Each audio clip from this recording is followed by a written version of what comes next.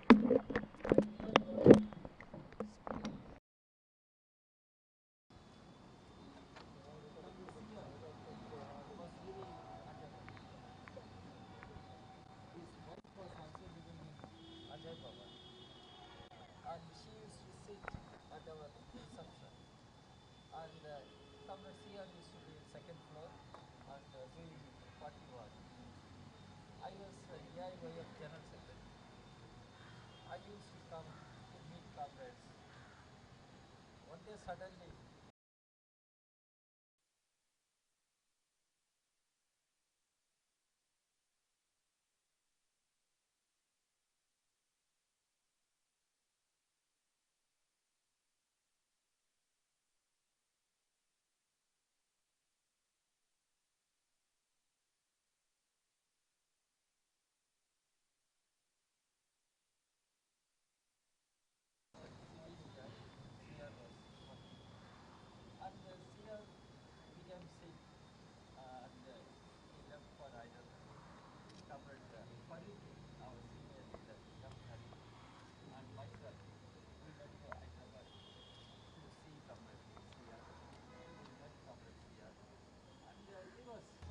Tamil, in Tamil. So I got some. I went to her. I said, apologies, Amma. I cannot speak in Telugu, and my Hindi is.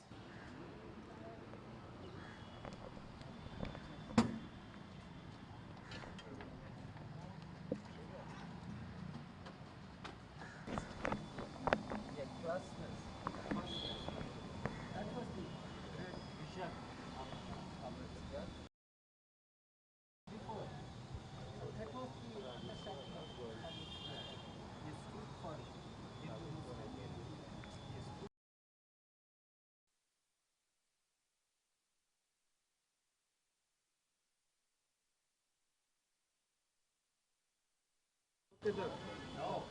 Chandrarajeswara గారి 31వ వర్ధంతి. ఆయన్ని మర్చిపోవడానికి వీలైంది లేదంటే party క్లిష్ట సమయంలో ఆయన కార్యదర్శిగా ఎన్నికయ్యాడు. 25 ఏళ్ల పాటు ప్రధాన కార్యదర్శిగా పనిచేశాడు. జాతీయ అంతర్జాతీయ స్థాయిలో కమ్యూనిస్టు ఉద్యమానికి గుర్తింపు తెచ్చాడు. లెనిన్ అవార్డు గ్రహీత, తర్వాత జార్జ్ డిమిట్రోవ్ అవార్డు గ్రహీత.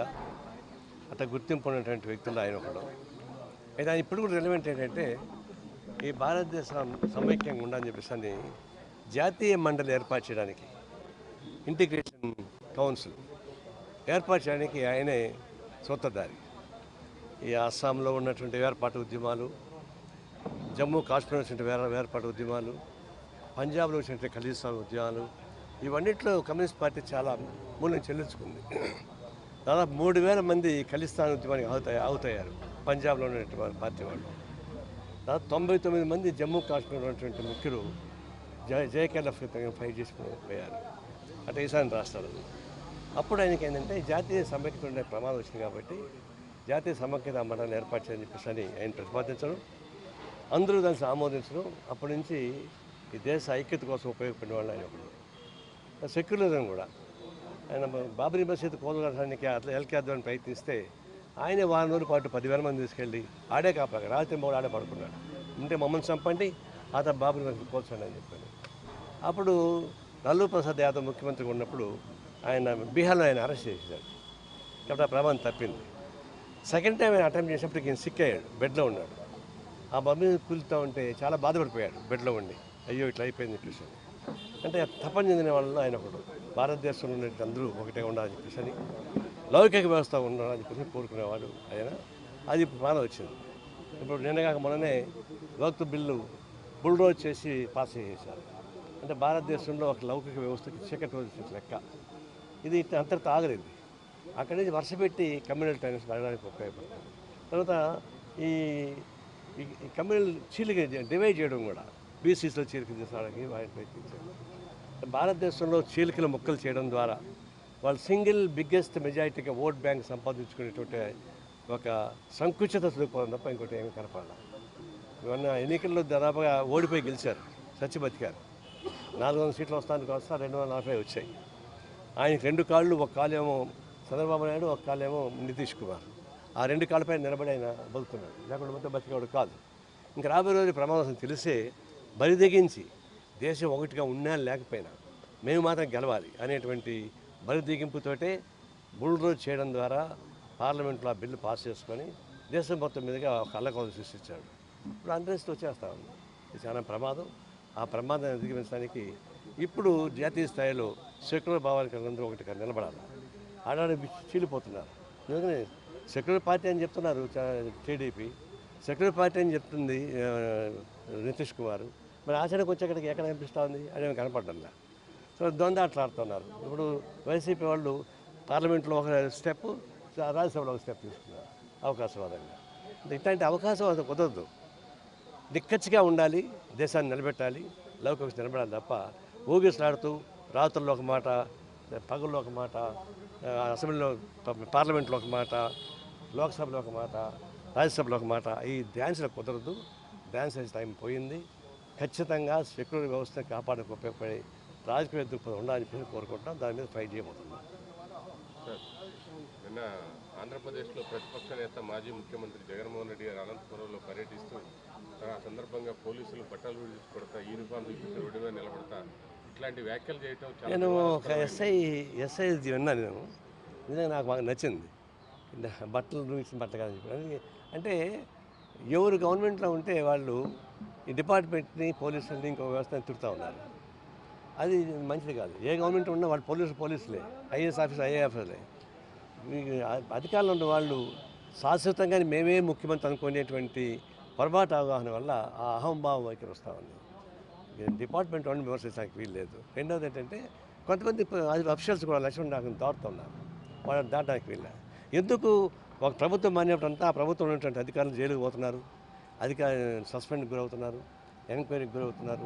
ఎందుకు చేస్తున్నారు పని? అందుబాటు కాదు కదా కొంతమంది. అంటే ఎవరైతే ప్రలోభాలను లొంగి అధికార పార్టీ ఏం చెప్తే చేసేవాళ్ళు వాళ్ళకందరికీ పనిష్మెంట్ వస్తూ ఉంది.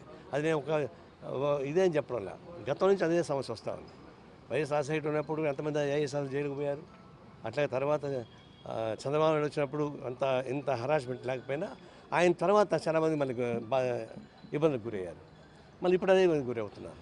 అందువల్ల నా ఉద్దేశం రాజకీయ వ్యవస్థ ఎప్పుడు వస్తుంటుంది, పోతుంటుంది.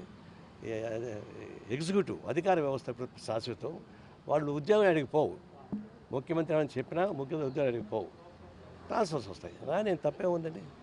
దానికి భయపడి చూస్తారు. ఇది ఇంకొకటి ఏంటంటే అధికార పార్టీలు ఎవరు కానీ అధికారుల్ని వాళ్ళు తప్పు చేస్తే విమర్శించండి, ఎక్స్పోజ్ చేయండి, కంప్లైంట్ ఇచ్చుకోండి. కానీ బట్టలు చించేస్తాం, లాగులు చించేస్తామంటే బట్టలు చేస్తే ఏం కనిపిస్తుంది? ఆ మొండి వల్ల ఏం చూస్తారు పాపం ఆయన వాళ్ళని? అట్లాంటి మాటలు మంచిగా నాకు తెలుసు. సార్, ఈ అమరావతి పునర్నిర్మాణం గురించి ఏం చెప్తారు? ఈరోజు చంద్రబాబు ఇప్పటివరకు ఆయనకి ఇల్లు లేదు అని చెప్పి విమర్శించారు. ఈరోజు ఆయన ఇంటికి భూమి పూజ జరిగింది అక్కడ అమరావతిలో. సో దాని ద్వారా ఇన్వెస్ట్మెంట్స్ ప్లస్ పెట్టుబడులు ఇవన్నీ కూడా ఇప్పుడు తరలిస్తాయని చెప్పి కూటమి ప్రభుత్వం భావిస్తుంది. సో దీనిపైన మీరు ఏమంటారు అమరావతి పునర్నిర్మాణం గురించి? అమరావతి నిర్మాణం అవసరమే. ఫస్ట్ ముఖ్యమంత్రి అయినప్పుడు దానికోసం ప్రయత్నించాడు. అది మరి అత్యాశతో ప్రయత్నించాడు. దాన్ని ఆచరణ పద్ధతులు ప్రయత్నించుంటే అయ్యి ఉండేది పాపం. కానీ ఎక్కువ శాశ్వతంగా నా పేరే ఉండాలని చెప్పేసి ప్రయత్నించాడు. అందులో లేట్ అయింది. రెండవది ఆయన సెంట్రల్ గవర్నమెంట్కు ఆయన సపోర్ట్ చేయలేదు అప్పుడు. ఈ రెండు కారణాలు అయితే అది లేట్ అయినమాట వాస్తవం. తర్వాత ఇప్పుడు దాన్ని పునర్నిర్మాణం మొదలుపెట్టాడు. ఇప్పుడు సెంట్రల్ గవర్నమెంట్ సపోర్ట్ చేస్తుంది. వరల్డ్ బ్యాంక్ లోన్ ఇస్తూ ఉంది. సెంట్రల్ బ్యాంక్ ఊరికి ఉదాహరణ కాదు, అప్పే అది కూడా ఇచ్చేది. ఏమైనా కానీ క్లియర్ చేస్తూ ఉంది ఆటంకం లేకుండా. కాబట్టి ఆయన ఇంతకు ముందరే ఒక తప్పేం చేశాడంటే ముఖ్యమంత్రిగా ఉన్నాడు, సొంత ఇల్లు తీసుకోవచ్చు, తప్పేం లేదు. ఆయన ఏదో అద్దెంట్లో ఉన్నాడు. అద్దె ఇల్లు కూడా అది కాంట్రవర్సీ ఇల్లు. అది ఆ కాంట్రవర్సీ ఇంట్లో ఉండాల్సిన అవసరం ఏమొచ్చింది? ఎవడైతే రెంట్కి ఇవ్వంటే కొనుక్కొందరికి కొట్టలేడా? ఇప్పుడు భారతదేశంలో అత్యంత ధనికుడు ముఖ్యమంత్రి ఎవరంటే చంద్రబాబు నాయుడు కదా.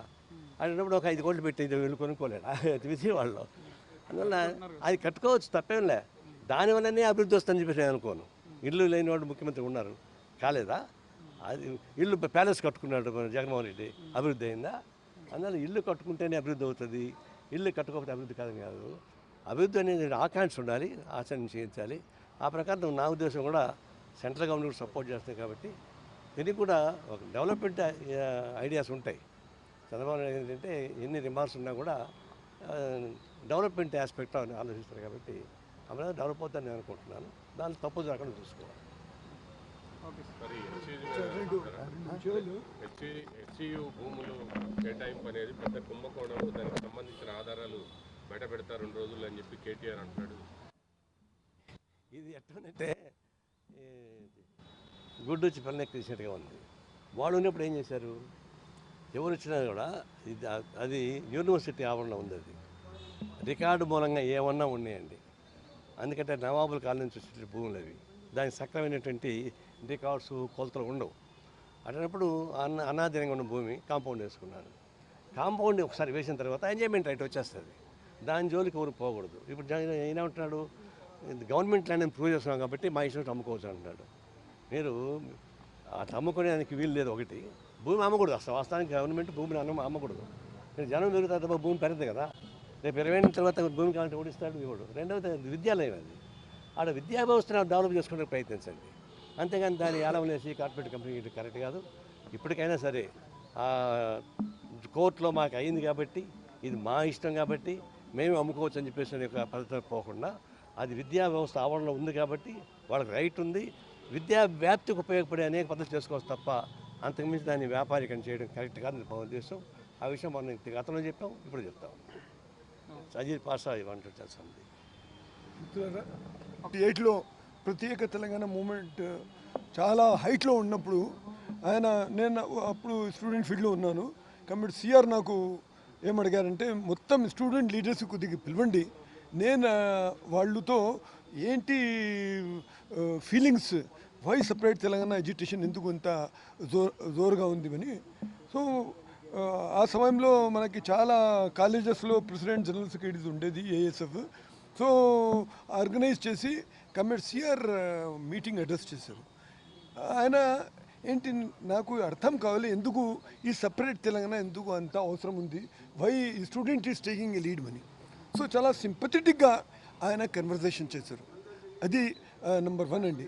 నెంబర్ 2, మన vice president of India Chandrakant garu ఒక సమయంలో మాట్లాడినప్పుడు సిఆర్ గురించి అని చెప్పారు. ఆశ్చర్యమైన విషయం ఏంటంటే, ప్రతి వాళ్ళకి మరణం అంటే, డెత్ అంటే చాలా భయం ఉంటుంది. కానీ ఒక పర్సనాలిటీ నేను చూశాను, సిఆర్. హీ వాజ్ టోటల్లీ, ఆయనకి కొంతవరకు భయం కూడా లేదు. ఎందుకంటే నేను జీవితంలో ఏ మిషన్ ఉంది, ఏం పని చేయాలి మొత్తం చేసిన తర్వాత ఇప్పుడు ఓ, ఇంకా ఏం చేయాలి చేయడానికి అంత ఎనర్జీ కూడా లేదు. సో అందుకొరకు ఆయనకి డెత్ అంటే ఏం భయం లేదు. సో మొత్తం ఏం వస్తువులు ఉంది ఈ పార్టీకి డెడికేట్ చేసి ఆయన గుడ్ బై చేశారు. So there are several things.